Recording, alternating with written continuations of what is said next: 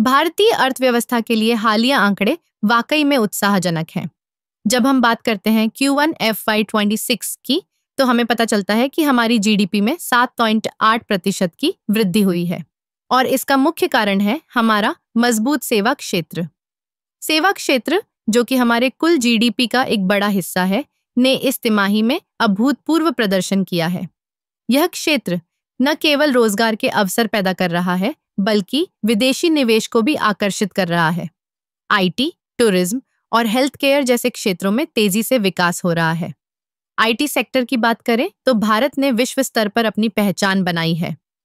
हमारे सॉफ्टवेयर और टेक्नोलॉजी कंपनियां न केवल घरेलू बाजार में बल्कि अंतर्राष्ट्रीय स्तर पर भी अपनी सेवाएं प्रदान कर रही हैं।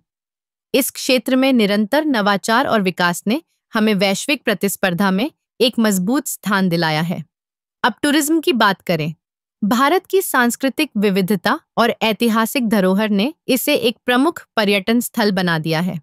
पिछले कुछ वर्षों में सरकार ने पर्यटन को बढ़ावा देने के लिए कई योजनाएं लागू की हैं, जिससे न केवल स्थानीय अर्थव्यवस्था को बल मिला है, बल्कि विदेशी पर्यटकों की संख्या में भी वृद्धि हुई है।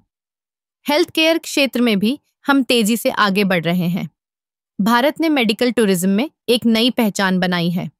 उच्च गुणवत्ता वाली चिकित्सा सेवाएं और सस्ती दरें विदेशी मरीजों को आकर्षित कर रही हैं। इससे न केवल हमारी जीडीपी में योगदान हो रहा है, बल्कि यह क्षेत्र रोजगार के नए अवसर भी पैदा कर रहा है। इन सभी क्षेत्रों का समग्र प्रभाव हमारी अर्थव्यवस्था पर सकारात्मक रूप से पड़ रहा है।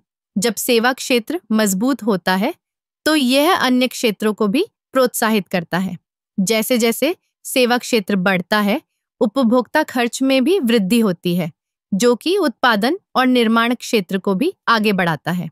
इस तरह हम देख सकते हैं कि कैसे एक मजबूत सेवा क्षेत्र ने Q1 FY26 में हमारी जीडीपी को 7.8% की वृद्धि में मदद की है। यह सिर्फ एक संख्या नहीं है, बल्कि यह हमारे देश की आर्थिक स्थिरता और विकास की कहानी है। हमारी अर्थव्यवस्था का यह सकारात्मक रुख हमें यह विश्वास दिलाता है कि हम सही दिशा में बढ़ रहे हैं। अगर हम इसी तरह आगे बढ़ते रहे, तो आने वाले समय में हम और भी बड़ी उपलब्धियां हासिल कर सकते हैं।